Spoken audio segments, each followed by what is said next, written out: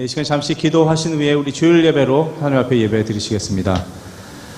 은혜의 아버지 하나님, 참으로 감사드립니다. 찬양과 경배를 받으실 우리 주 하나님께서 우리의 아버지가 되어주심을 너무나도 감사를 드립니다. 세상은 험하고 악하지만 어떠한 상황 앞에서도 주님께 경배 드릴 때 기뻐 받으시고 또한 기억하여 주시옵소서. 모든 것 감사드리며 예수님의 이름으로 기도드렸사옵나이다. 아멘.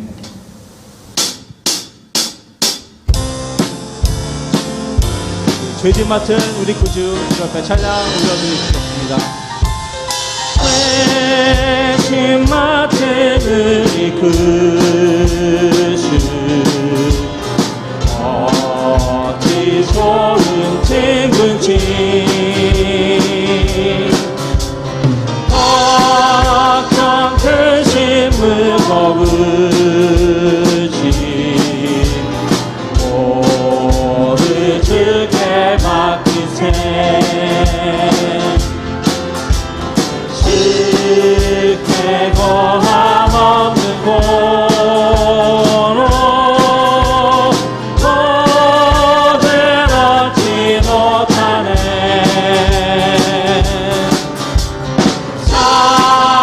사람들이 어찌하여 나의 주를 모를까 시험 걱정 모든 매로 없는 사람들은 나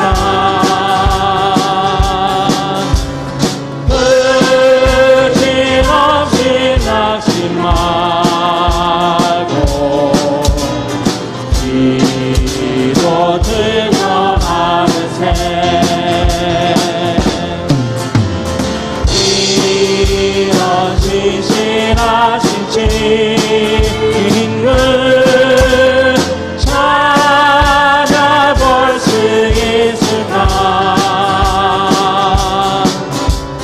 우리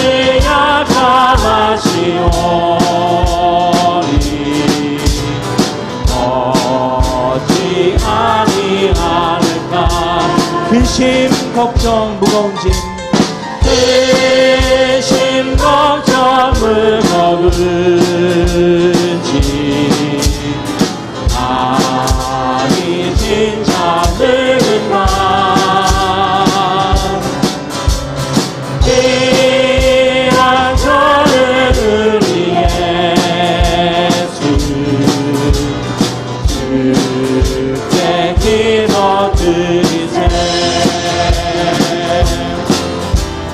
세상 신을 멸시하고 너를 조롱하려고 내 슬픔에 안기어서 참내 위로가 다시 한번 찬양합니다. 근심 걱정 무거운 짐 근심 걱정 무거운지 아니 진짜 늙은 나 이란 저를 우리 예수 주께 기도 드리세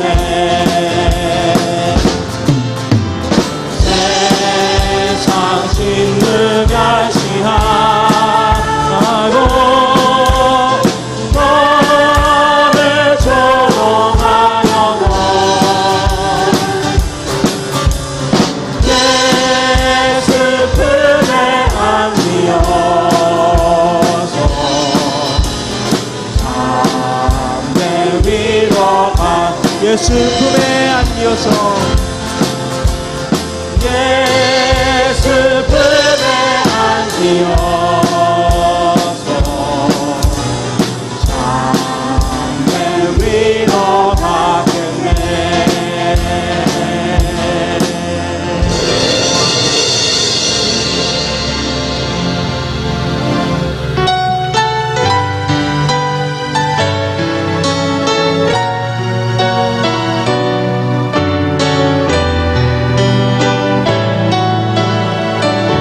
오직 주의 사랑에 오직 주의 사랑에 매여 내 영 기뻐 노래합니다.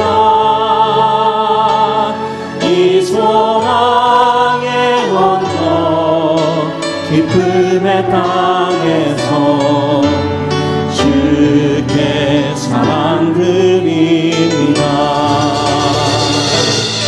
오직 주의 임재 안에 갇혀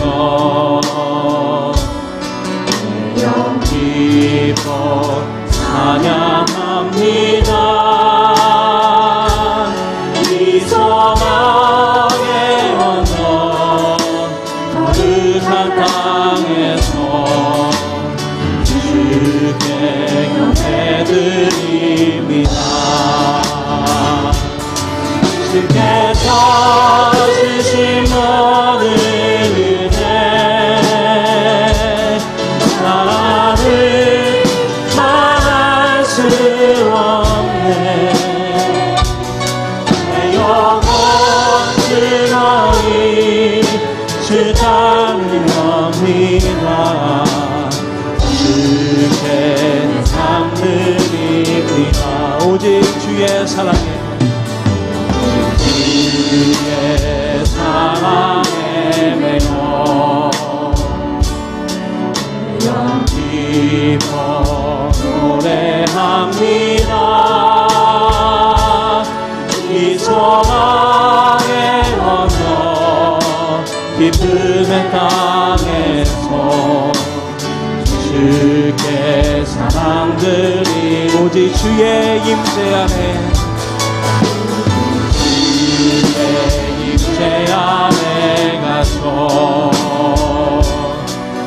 영 기뻐 찬양합니다. 이 소명의 언덕 거룩한 땅에서 주께 경배드립니다. 주께서 주신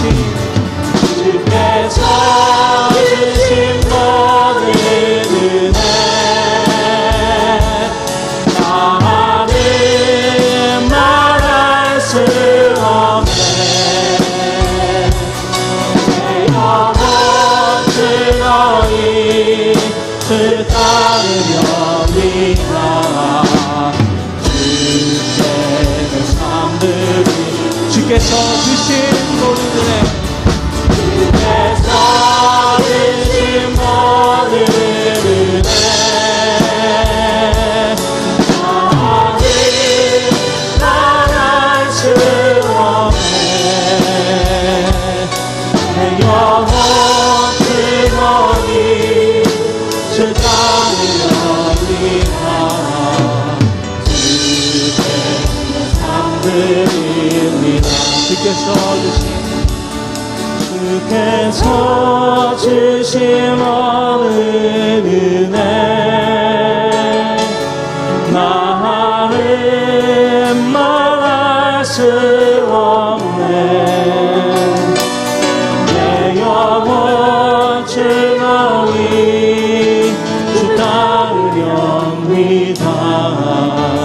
주께 내 삶 드리 주께 내 삶 드립니다. 주께 내 삶 드립니다.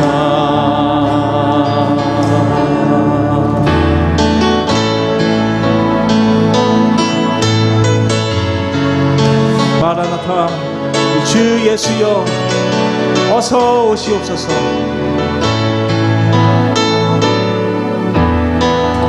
마라나타 주 예수여 어서 오시옵소서. 땅의 모든 끝 모든 조소 주를 찬송하게 하소서. 마라나타 주의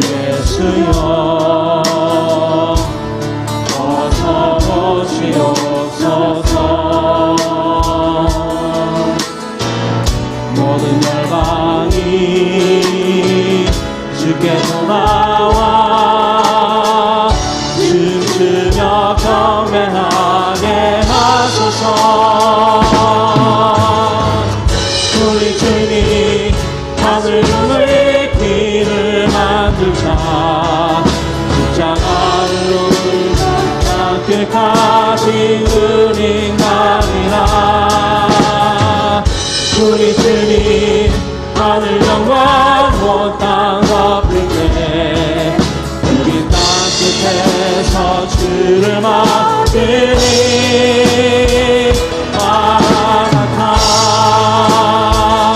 마라나타. 하늘 주의 주여 오시옵소서. 마라나타 마라나타. 하늘 주의 주여 오시옵소서. 마라나타 마라나타. 주 예수여 어서 오시옵소서. 땅의 모든 끝 얻으소서.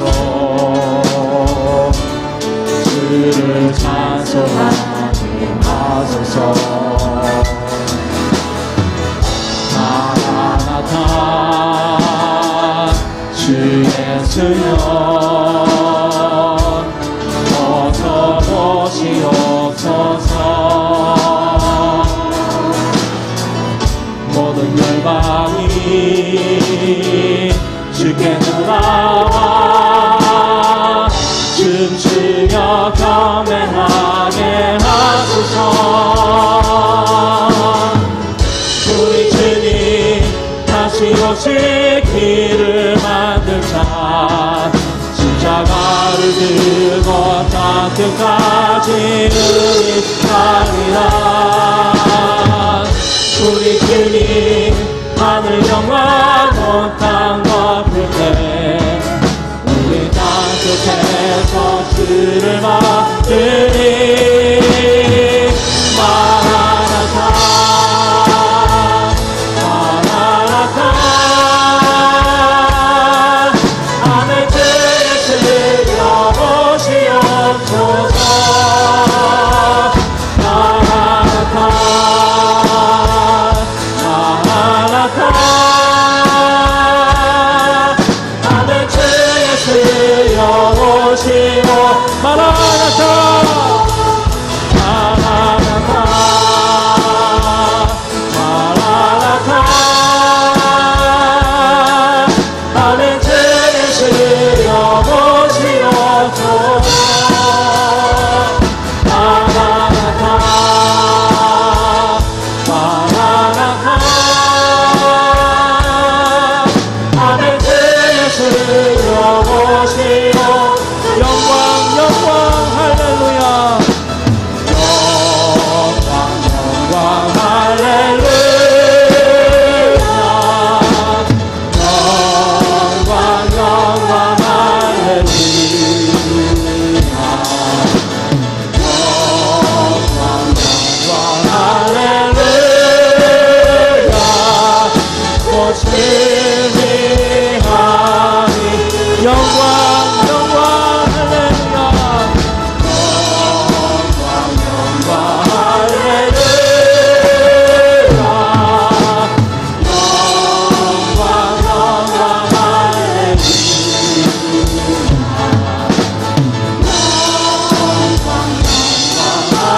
할렐루야. 오시니 하니 오시니 하리라. 오시니 하리라.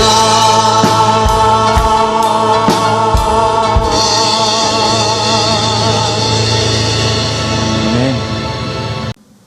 네, 시간에 영광 찬양 여호와의 유월절 우리 하늘 앞에 찬양 올려 드리시겠습니다.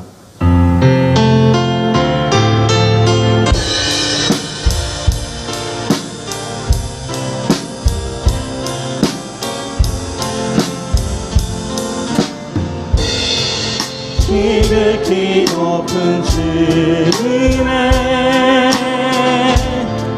다시 성소로 들어갑니다. 세상의 짐을 벗고서 주 보좌 앞에 엎드리니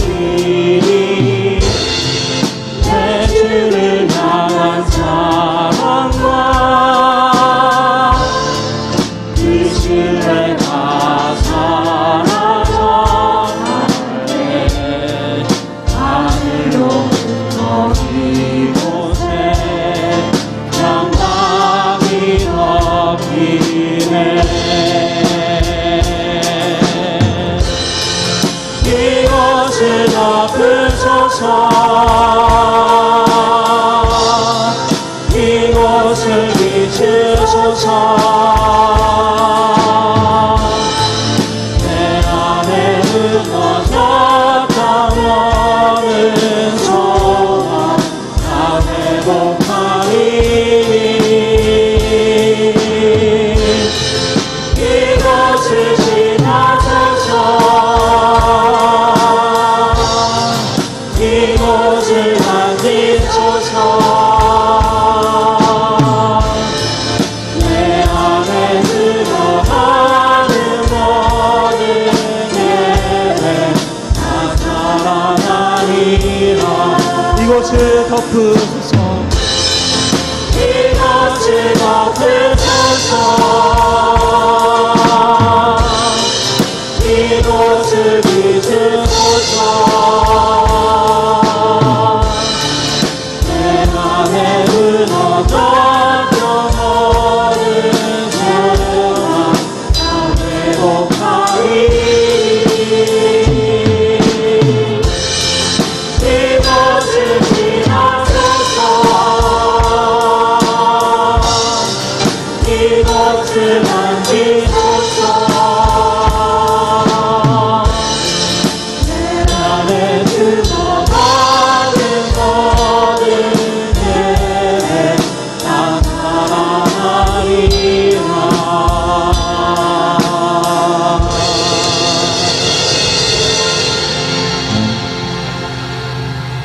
하나님 아버지 감사합니다. 경배 받으실 오직 한 분, 아버지께 택한 백성으로 이 자리에 모여 그 이름을 높여 부르게 하시고 한 주간도 주 앞에 나와 예배 드림으로 말씀 앞에 서게 하시니 너무나 감사를 드립니다. 하늘의 지식은 세상의 어떠한 것으로도 알게 할 수 없는 영혼의 지식으로 생명이 그 가운데 있사오니 오늘 또한 이것을 먹고 마심으로 영혼의 충만한 은혜가 넘쳐지기를 주님 소망합니다. 하나님의 독생자 예수 그리스도를 이 땅에 보내심은 불쌍한 저희들에겐 크나큰 영광이며 축복인 것을 알고 한 번 주어진 영원한 생명의 기회를 빼앗기지 않도록 주님 말씀 붙잡고 살아가게 인도하여 주시옵소서. 세상은 없어져도 하나님의 말씀은 영원하오니 저희에게 주신 말씀이 잘 소화되도록 성령님 지혜를 더하여 주시옵소서. 모든 것 감사드리며 예수님의 이름으로 기도드렸사옵나이다. 아멘.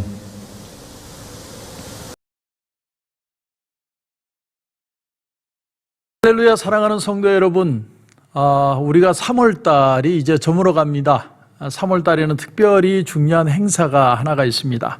3월 마지막 주 3월 29일 월요일부터 4월 3일까지 토요일까지 사랑은 드라마틱하지 않습니다. 그런 주제를 가지고 고난주간 특별 새벽 예배를 온라인으로 가집니다. 여러분 기억해 주시고 또 기도하며 준비해 주시면 감사하겠습니다. 3월 마지막 주가 되겠습니다. 3월 29일부터 4월 3일까지 여러분 또 기도하며 또 귀한 은혜 받는 시간이 되기를 바랍니다. 4월 4일 4월 첫 주 예배는 부활주일 예배는 우리가 대면 예배로 드립니다. 오전은 8시 그리고 10시 30분 이렇게 1부, 2부 두 번 대면 예배를 드립니다. 우리 성도님들 기억하시고 또 대면 예배도 많이 기도하시고 참여해 주시길 부탁을 드립니다. 온라인 예배는 4월 달부터는 10시 반에 시간이 변경이 되어서 드려집니다. 우리가 동일한 시간에 같이 참여해서 귀한 은혜 받는 시간이 되기를 바랍니다. 많은 것들이 회복되고 있습니다. 또 확진자가 줄다가 또 멈췄다가 조금 늘어나다가 줄다가 모든 것은 그렇게 됩니다. 한 번에 쫙 없어지고 그게 잘 안 되더라고요. 여러분 기도해 주시고 또 모든 성도님들이 우리가 이런 일상적인 삶으로 다시 회복되는 것 이상으로 우리의 마음도 회복되는 그런 귀한 부활절을 기대하고 또 고난주간이 될 수 있기를 주님의 이름으로 부탁을 드립니다. 기도하며 귀한 부활절 맞이할 수 있도록 모든 성도들이 같이 한마음이 되어주기를 꼭 부탁을 드리겠습니다. 여러분 기도하시며 또 오늘 한 주간 또 하나님의 귀한 은혜가 넘치길 주님의 이름으로 축원합니다. 감사합니다.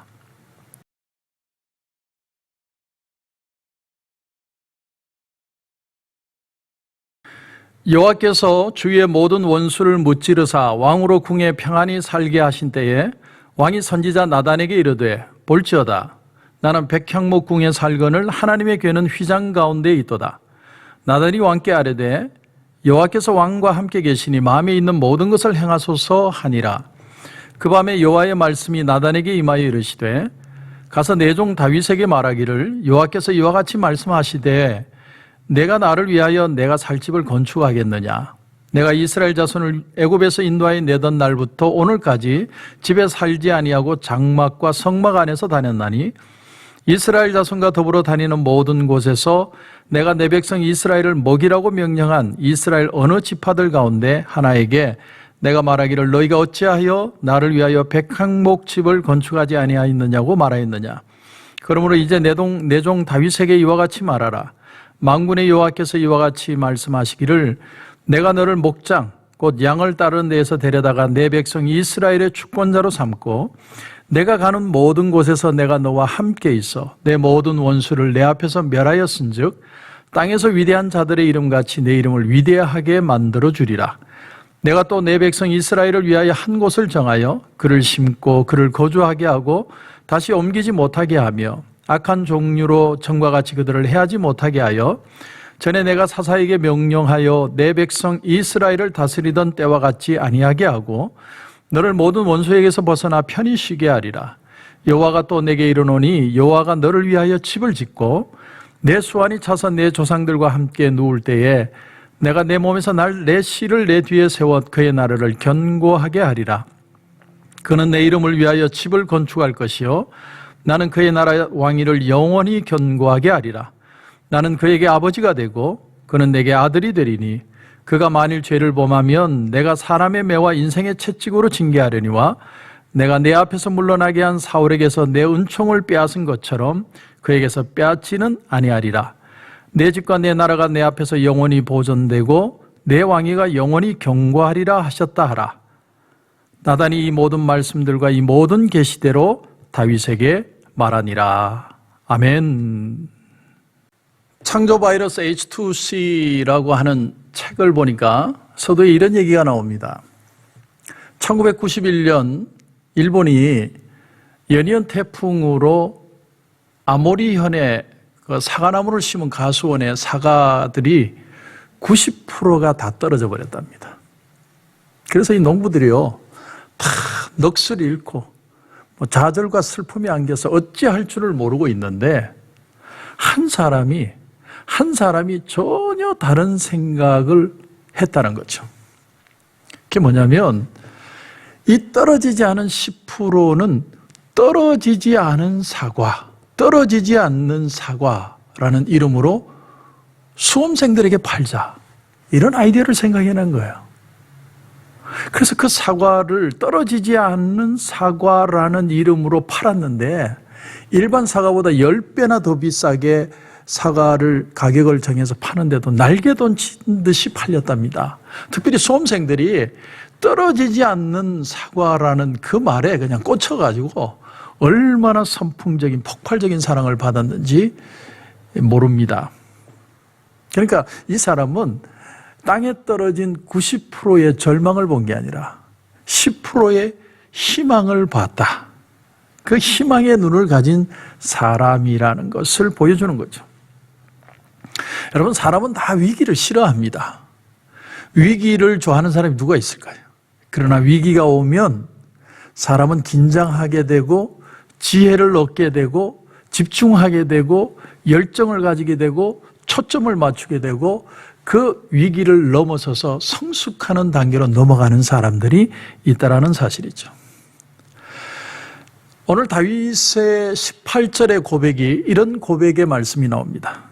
다윗 왕이 여호와 앞에 들어가 앉아서 이르되 주 여호와여 나는 누구이오며 내 집은 무엇이기에 나를 여기까지 이르게 하셨나이까. 한마디로 무슨 말이냐면 나는 이런 축복을 받을 자격이 없다는 거죠. 하나님 왜 이런 축복을 나한테 주십니까? 이런 말이거든요.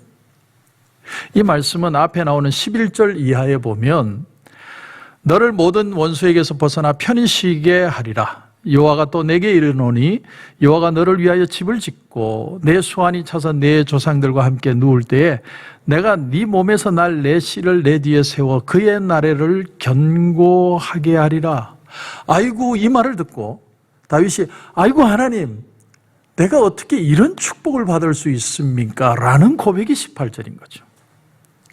이 말씀이 우리에게 도전이 되는 이유가 뭐냐면 다윗이 내가 그렇게 살아오면서 고생을 하고 힘들고 어렵게 지냈더니 그래 내가 이 축복 받을 만해 라고 고백한 것이 아니라 다윗이 나는 정말 받을 자격이 없는데 하나님 왜 나에게 이런 축복을 주십니까? 라고 고백을 한다면 누구든지 다윗과 같은 마음, 다윗과 같은 믿음을 가지면 다윗과 동일한 축복을 받을 수 있다라는 소망의 말씀이라는 것이죠. 자, 오늘 15절에 보면 우리가 좀 생각하게 하는 구절이 나옵니다. 내가 내 앞에서 물러나게 한 사울에게서 내 은총을 빼앗은 것처럼 그에게서, 여기 그에게서 그는 다윗의 후손들을 말합니다. 다윗의 후손들에게서 빼앗지는 아니하리라. 우리가 이 문장을 보면 사울에게는 왜 그렇게 하셨어요? 라고 생각할 수 있겠죠. 우리는 보통 그런 생각 안 합니다. 하나님의 말씀에서 할렐루야 아멘 뭐 이런가 보다 저런가 보다 우리는 그렇게 넘어가지만 때로는 우리는 말씀을 듣다가 고민에 빠지고 생각하고 질문해 봐야 됩니다. 왜 하나님 사울에게는 뺐고 다윗은 안 뺐고 오히려 축복을 하십니까? 그러니까 다윗도 그러잖아요. 내가 무엇인데 나를 축복하고 내 집을 이렇게 영원히 축복하신다고 말하십니까? 이 비밀을 발견해야 우리에게 도전이 되고 우리에게 은혜가 되고 우리에게 소망이 된다는 말씀이죠. 사울에게는 임금의 자리를 줬다가 뺏었습니다. 왜 그렇게 하셨는지, 사울과 다윗을 왜 하나님은 구별하시는지, 아마 이것이 율법과 은혜의 차이를 보여주기 위함이신지는 모르겠지만 어쨌든 하나님은 다윗에게 내가 너의 것을 뺏지 않겠다. 그걸 넘어서서 너의 후손까지 영원히 견고하게 만들어주겠다. 하나님이 그렇게 말씀하시는 거거든요. 그러면 다윗은 도대체 어떻게 이런 축복의 삶을 살게 되는 것인가? 우리가 이 도전을 받기 위해서 우리는 오늘 이 문장에 대해 퀘스천을 던지는 것입니다. 오늘 2절을 보면 다윗의 이런 고백이 나옵니다. 왕이 선지자 나단에게 이르되 볼지어다 나는 백향목궁에 살거늘 하나님의 궤는 휘장 가운데 있도다. 나는 백향목궁에 살거늘. 무슨 말입니까? 다윗이 이제 엄청난 고난의 시간을 끝나고 고난 끝 행복 시작이라는 말이죠. 그런데 그에게 인생의 평안이 찾아왔을 때 그가 처음으로 생각한 게 뭐냐면 하나님의 성전을 생각했다는 거예요. 이게 다윗의 위대함입니다. 여러분 성경을 보면 창세기부터 요한계시록까지 하나님이 주도권을 가지고 하나님의 거룩한 일을 하나님이 역사해 가십니다. 하나님이 시작하시고 하나님이 예정하시고 하나님이 성취해 가시는 거죠. 모든 일이 그래요. 그런데 이 최초의 성전을 짓는 일은 다윗이 주도하고 다윗이 생각해서 일어난 사건이라는 겁니다. 그걸 어떻게 알 수 있냐면 오늘 말씀에 여러분 7절을 보면 이스라엘 자손과 더불어 다니는 모든 곳에서 내가 내 백성 이스라엘을 먹이라고 명령한 이스라엘 어느 지파들 가운데 하나에게 내가 말하기를 너희가 어찌하여 나를 위하여 백향목집을 건축하지 아니하였느냐고 말하였느냐. 하나님이 그러니까 한 번도 이스라엘 백성들에게 야 내가 거할 집을 지어줘 라고 말한 적도 없고 하나님은 생각조차도 하지 않는다는 거죠. 목사님이 오늘 성전 건축에 대한 얘기를 하시는가 보네? 아닙니다. 여러분 우리 리모델링 끝났는데 뭐 그런 거 신경 쓸 필요 하나도 없습니다. 중요한 건 하나님이 왜 다윗의 이 생각을 축복하고 계시느냐 하는 겁니다. 하나님은 언제나 사람을 부르시고 사람에게 사명을 주시고 그 일을 감당하게 하실 때 하나님이 은혜를 주셔서 능력을 주셔서 그 일을 감당하게 하십니다. 모세도 홀로 있을 때 하나님이 부르시고 그에게 은혜를 주셔서 이스라엘을 구원하게 하시고 아브라함도 마찬가지고 모든 사람들이 다 하나님의 콜링을 받고 하나님의 부르심 안에서 하나님의 역사를 이루어갑니다. 그런데 오늘 유별나게 딱 다윗만큼은 하나님의 성전에 대한 생각을 자기가 주도적으로 생각해 내었다라는 거예요. 이게 아주 독특한 겁니다. 왜 하나님이 다윗을 그렇게 사랑하셨을까? 여러분 웬만한 사람 같으면 내가 하나님 성전 짓겠습니다 그러면 야 건방진 소리 하지 말고 가만히 있어 내가 알아서 할 테니까. 하나님이 그렇게 하셨을 텐데 왜 다윗이 성전을 짓는다는 말에 대해서는 하나님이 얼마나 좋으셨으면 여러분 8절을 보시면 그러므로 이제 내 종 다윗에게 이와 같이 말하라. 만군의 여호와께서 이와 같이 말씀하시기를 내가 너를 목장 곧 양을 따르는 데에서 데려다가 내 백성 이스라엘의 주권자로 삼고 내가 가는 모든 곳에서 내가 너와 함께 있어 내 모든 원수를 내 앞에서 멸하였은즉 땅에서 위대한 자들의 이름같이 내 이름을 위대하게 만들어주리라. 이 세상에 위대하고 높아진 이름이 있다면 그것은 다윗의 이름이다라고 말씀하시는 것이죠. 높아질 수 있을 만큼 높아지게 다윗의 이름을 드러나게 할 것이다 그런 뜻입니다. 다윗이 얼마나 하나님의 마음을 흡족하게 했으면 하나님이 이렇게까지 표현을 했을까 하는 것이죠. 하나님은 사실 집이 필요하신 분이 아니죠. 어느 누구에게도 그런 걸 요구하신 적이 없습니다. 그런 식으로 사람들의 손에 의해서 대접받기를 원하는 분이 하나님이 아닙니다. 그런데 그럼에도 불구하고 하나님을 위해서 하나님이 기뻐하시는 일을 하기를 원하는 그 마음을 가진다면 하나님은 다윗이 그만큼 나를 사랑하고 다윗이 그만큼 하나님을 영화롭게 하고 싶어 한다는 그 마음을 하나님께서 기뻐하셨다는 거예요. 이것이 다윗의 아주 특별한 점입니다. 여러분 하나님을 위한 아주 기특한 생각을 해보신 적이 있습니까? 만약에 해보셨다면 아마 여러분은 느끼셨을 것입니다. 하나님이 여러분의 그런 생각을 그냥 두고 보시지 않았다는 거. 반드시 하나님이 무언가로 갚아주십니다. 하나님 보시기에 기특한 일을 한다는 건 뭘 말하느냐? 그건 누가 강요할 수 있는 게 아니에요. 내가 스스로, 내가 자발적으로 내 마음에서 하나님에 대한 애틋한 마음이 생겨서 우러나오는 마음, 그것을 하나님이 기특하게 보시고 기뻐하신다는 거예요. 굳이 성전이 아니었을지라도. 오늘 이게 제가 여러분에게 말씀드리고 싶은 겁니다. 오늘 여러분 2절을 다시 보면 볼지어다 나는 백향목궁에 살거늘 하나님의 궤는 휘장 가운데 있도다. 아직 예루살렘의 성전이 건축되지 않았고 하나님의 궤는 그냥 장막에 덩그러니 놓여 있는 상황. 다윗이 백향목궁에 거한다고 해서 누가 뭐라고 말하는 사람 아무도 없었어요.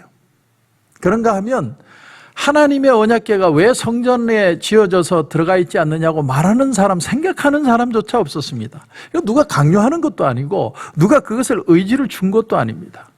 아무도 그걸 마음에 두지 않고 그렇게 하지 않아도 누가 그것을 책망할 일이 아니라는 것이죠.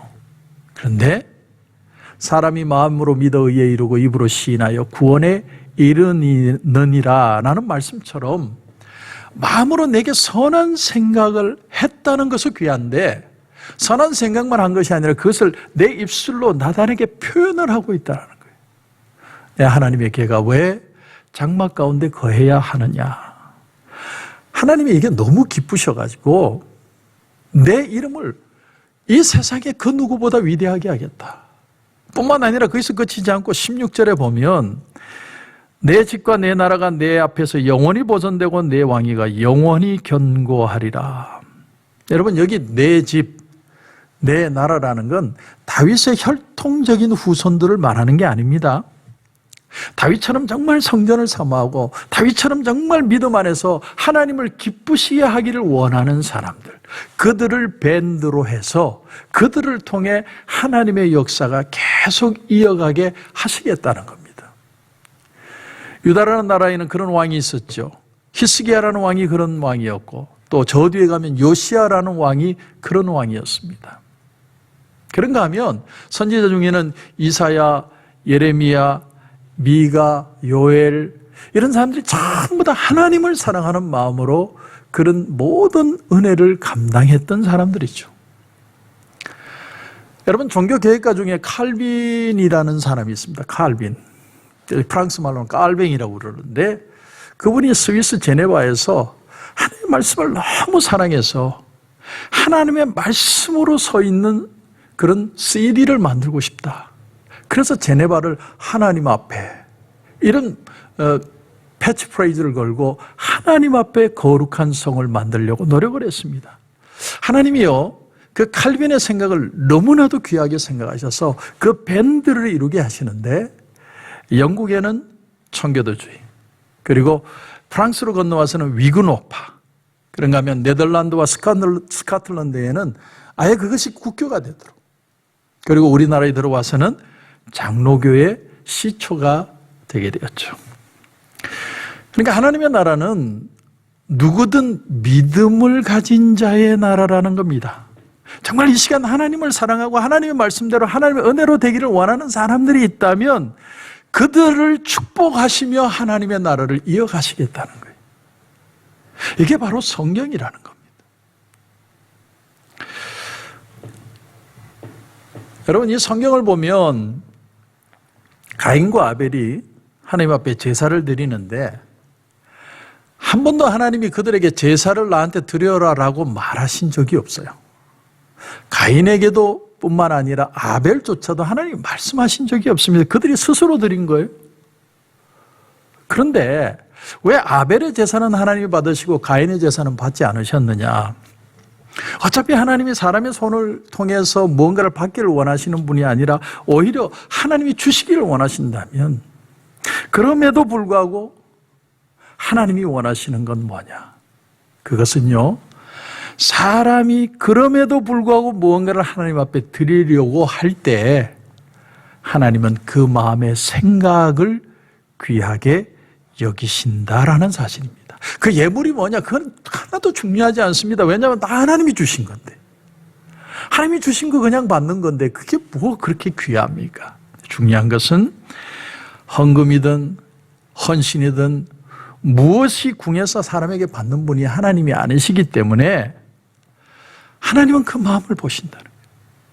여러분 우리가 예배를 드리든 찬양을 드리든 뭐 우리가 봉사를 하든 헌신을 하든 뭘 하든 간에 하나님이 정말로 보기를 원하시는 것은 그 사람 속에 도대체 뭐가 있느냐 하는 겁니다. 아벨에게는 하나님 앞에 헌신된 마음, 또 하나님 앞에 절대적으로 순종하는 마음이 있었기 때문에 아벨의 예물을 받으시고 아벨의 예물만 받으신 게 아니라 아벨도 받으셨어요. 아벨과 그의 예물을 받으셨다라고 표현을 합니다. 반대로 가인 속에는 하나님을 향한 그 마음이 없기 때문에 가인을 통해 예물만 받지 않은 게 아니라 가인도 받지 않으십니다. 여러분 이건 우리에게 많은 걸 시사합니다.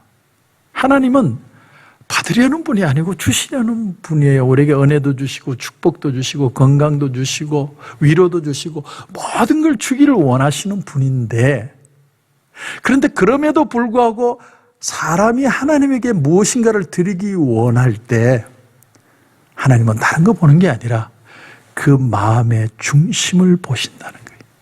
마음의 어떤 자세로 하나님 앞에 드리느냐. 그래서 히브리서 11장 6절에 가면 그 히브리서 기자가 이렇게 표현을 합니다. 믿음이 없이는 하나님을 기쁘시게 못하나니. 다시 말하면 아벨은 믿음으로 하나님 앞에 제사를 드렸고 가인은 믿음이 없이 하나님 앞에 제사를 드렸다는 말입니다. 믿음으로 드리는 제사를 하나님 받으시고 믿음이 없는 제사는 하나님이 물리치신다. 여러분, 우리가 하나님을 믿는다는 건 하나님이 살아계신다는 것을 믿는 걸 넘어서서 하나님을 사랑하는 걸 말합니다. 하나님을 사랑한다는 것이 믿음으로 표현되어지는 것이죠. 그걸 하나님이 기뻐하시는 거예요. 여러분, 그러므로 어떻게 하면 하나님을 경험할 수 있을까? 이거는요, 우리가 의도적으로, 인위적으로 사람이 만들 수 있는 게 아니라 오로지 성령과 말씀을 통해서만 이루어진다는 사실이에요. 우리가 음악도 있고 찬양도 있고 친교도 있고 여러 가지가 있지만 성령이 감동이 없는 친교, 그거는 그냥 수다 떨고 오는 시간이고요. 성령의 감동이 없는 찬양, 그건 그냥 하나의 퍼포먼스에 불과합니다. 우리가 퍼포먼스를 찾는다면 TV에 우리보다 더 뛰어난 사람들 얼마나 많습니까? 우리가 그 사람들과 퀄리티로 따진다면 우리가 쫓아갈 수나 있겠습니까? 하지만 우리가 하나님 앞에 드리는 찬양이 귀한 이유는 우리의 어떤 실력이 아니라 성령과 은혜의 감동이 있기에 너무나도 귀한 찬양이 된다는 것이죠. 그러므로 예배를 인도하든 찬양을 인도하든 그 예배 인도자들이 꼭 해야 되는 기도가 뭐냐면, 성령 하나님, 이 시간 저를 감동하시고 성도들을 감동하셔서 이 시간 하나님의 임재하심이 있는 예배가 되게 해 주옵소서.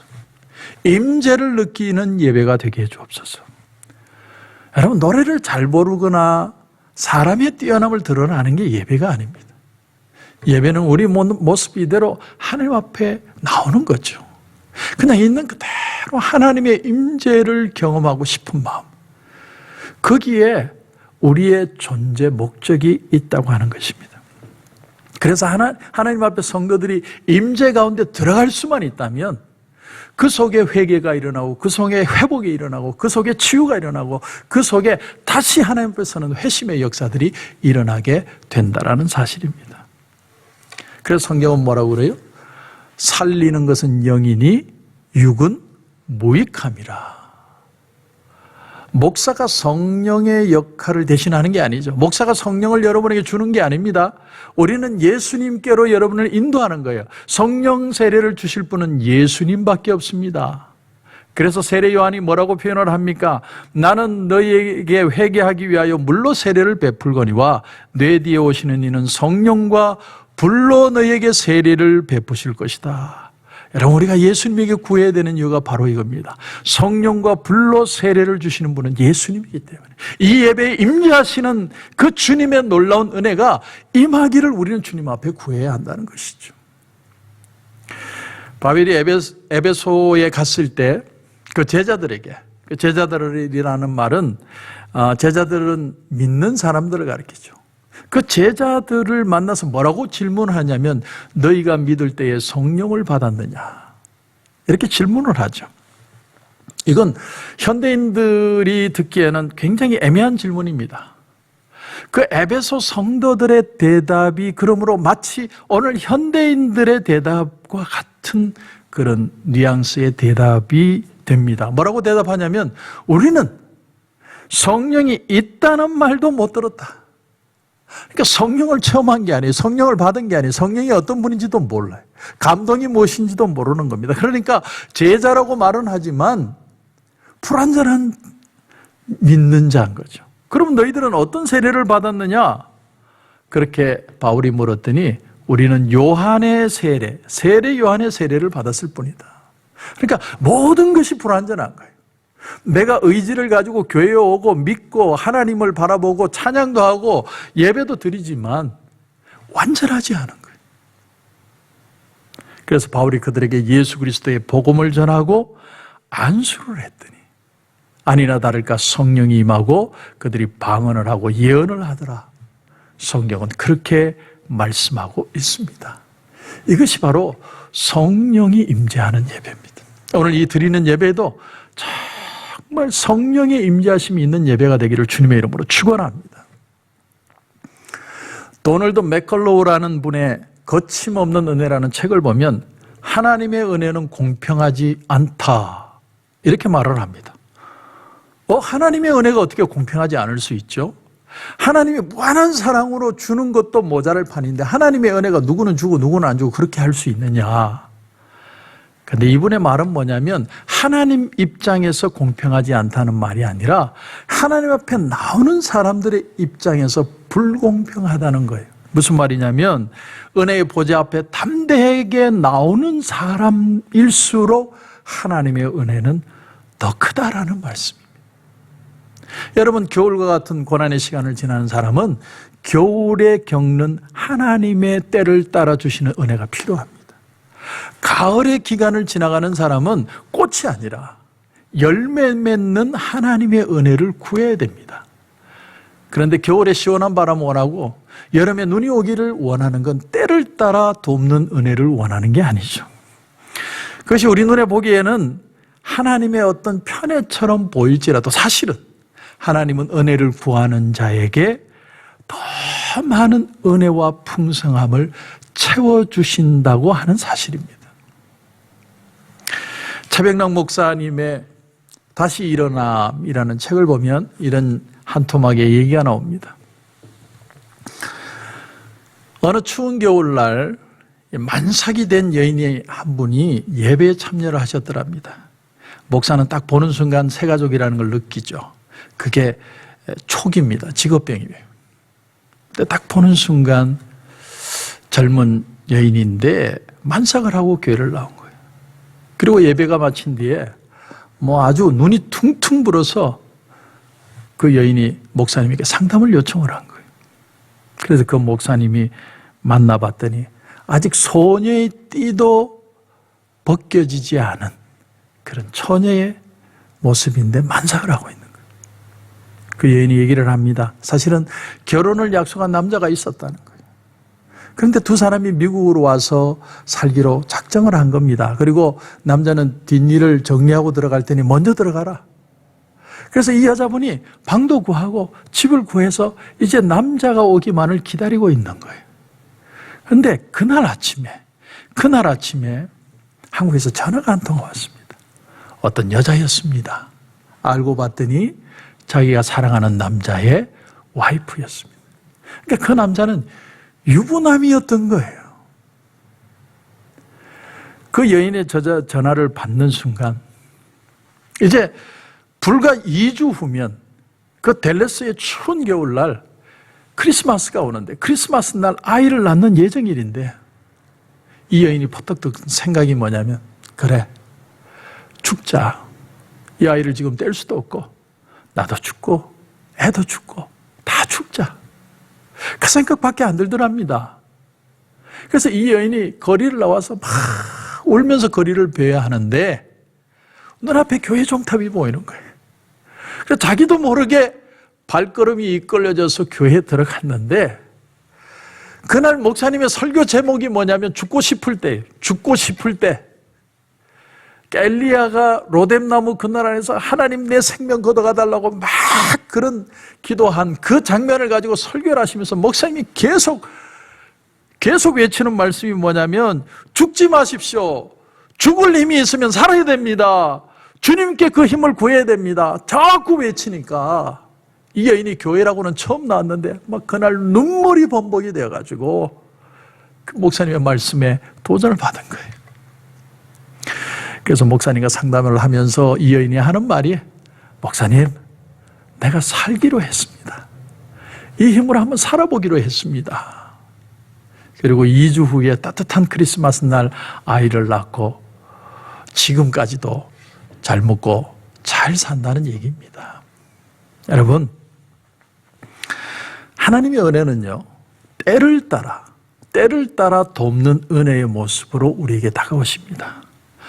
그 은혜를 구하는 자에게는 하나님은 언제든 하나님이 돕는 은혜를 주십니다. 그래서 오늘 3절 말씀을 다시 보면 나단이 다윗에게 이렇게 말합니다.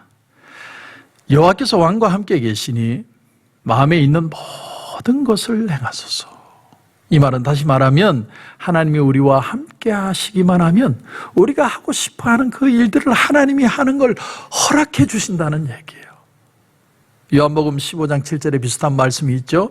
너희가 내 안에 거하고 내 말이 너희 안에 거하면 무엇이든지 원하는 대로 구하라. 그리하면 이루리라. 우리가 주님 안에 있고 주님의 말씀이 우리 속에 있으면 우리는 무엇이든지 원하는 것을 구할 때 주님이 그것을 축복으로 응답해 주시겠다는 사실이에요. 그리스도인이 어떤 사람들이냐? 할 수 있거든이 무슨 말이냐? 믿는 자에게는 능치 못함이 없느니라. 그 믿음을 가지고 담대하게 때를 따라 돕는 은혜를 구하고 하나님 앞에 나오는 사람들이에요. 그 하나님의 함께 하심과 하나님의 마음을 읽고 하나님의 은혜를 순수하게 갈급해하는 사람들에게 오늘도 하나님은 축복을 허락하시는 하나님이라는 거예요. 그래서 다윗이 정말 하나님의 집을 세우고자 하는 그 순수한 마음을 볼 때 하나님이 너무 기뻐서 다윗을 축복해 주신 겁니다. 사랑하는 성도 여러분, 우리가 추운 겨울을 지나가고 있나요? 아니면 따뜻한 봄을 기다리고 있나요? 중요한 건 하나님은 때를 따라 반드시 구하는 자에게 은혜를 주신다는 것. 그 은혜를 붙들고 하나님의 마음을 기쁘시게 하는 그런 축복된 인생을 사시는 저와 여러분이 되시길 주님의 이름으로 축원합니다. 기도드리겠습니다. 하나님 은혜를 감사합니다. 오늘 다윗을 통해서 하나님이 기뻐하시는 사람의 축복된 삶을 우리가 배웠습니다.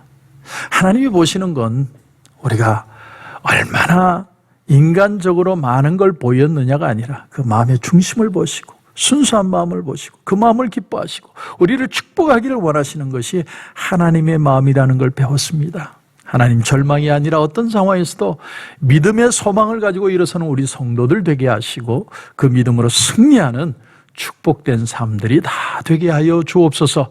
주님 은혜를 감사하고 예수님의 이름으로 기도드립니다. 아멘.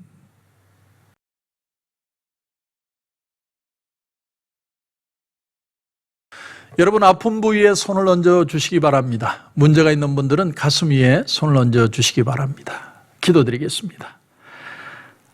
하나님 은혜를 감사합니다. 오늘 이 귀한 아침에 우리가 사랑하는 성도들 한 분 한 분의 마음을 하나님이 터치하고 계시는 줄 믿습니다.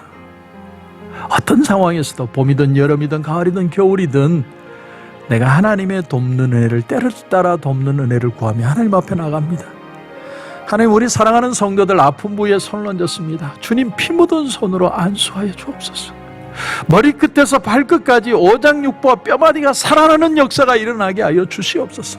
나사렛 예수 그리스도 이름으로 명하노니 우리 성도들을 묶고 있는 아픔의 세력들은 묶음을 놓고 떠나갈지어다. 주님의 이름으로 선포합니다.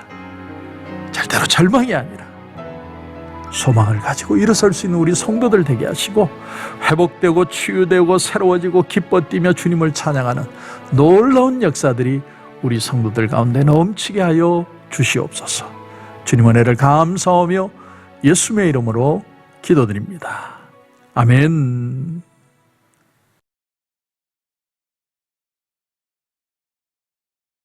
하나님 은혜를 감사합니다. 오늘 우리 사랑하는 성도들 하나님 앞에 귀한 예물을 올려드립니다. 11조로 감사로 선교로 구제로 건축으로 비전으로 주일헌금으로 하나님 일일이 구별하여 하나님 앞에 올려드리는데 우리 사랑하는 성도들 정말 순수한 마음으로 하나님은 우리에게 주시기를 기뻐하시지만 그럼에도 불구하고 우리가 하나님 앞에 드릴 때 그 순수한 마음을 기뻐하신다고 하셨는데 하나님 그 마음들을 축복해 주시고 이 다윗에게 주신 축복이 우리 성도들에게도 넘치게 하여 주옵소서. 자자손손 잘되게 하시고 믿음으로 승리하게 하시고 영육의 강건함의 축복의 역사들이 넘치게 나타나게 하여 주셔서 이 땅의 어느 곳에서 있던 축복의 통로 그리스도의 향기들이 다 되게 하여 주시옵소서. 주님께서 귀한 은혜 주심을 감사하며 예수님의 이름으로 기도드립니다. 아멘. 이제는 우리 주 예수 그리스도의 은혜와 우리 하나님 아버지의 무한하신 사랑과 성령님의 감화 감동 위로 충만 교통하시는 역사가 이제는 다윗처럼 순수한 마음으로 주님 앞에 나아가 하나님의 큰 은혜와 그 기쁨을 경험하기를 소원하는 여기에 고기 숙인 우리 성도들과 가정과 직장과 사업터 위에 이제로부터 영원토록 함께 하시기를 간절히 축원하옵나이다. 아멘.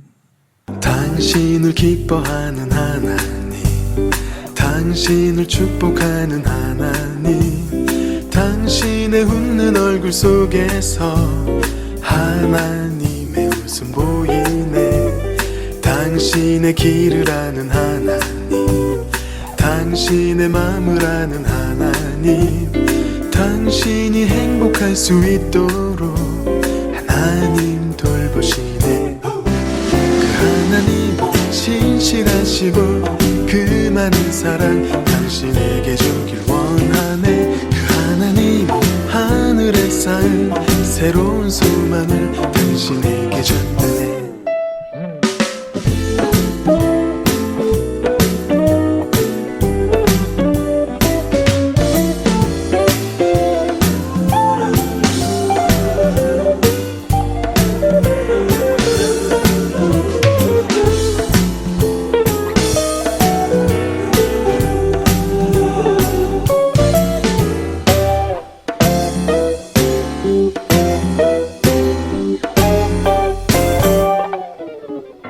당신을 기뻐하는 하나님, 당신을 축복하는 하나님, 당신의 웃는 얼굴 속에서 하나님의 웃음 보이네. 당신의 길을 아는 하나님, 당신의 마음을 아는 하나님, 당신이 행복할 수 있도록 하나님 돌보시네. 하나님 신실하시고 그 많은 사랑 당신에게 주길 원하네. 그 하나님 하늘에 쌓은 새로운 소망을 당신에게 준다네. 그 하나님 신실하시고 그 많은 사랑 당신에게 주길 원하네. 그 하나님 하늘에 쌓은 새로운 소망을 당신에게 준다네. 하늘의 축복을 그대 마음에, 하늘의 축복을 그대 삶 속에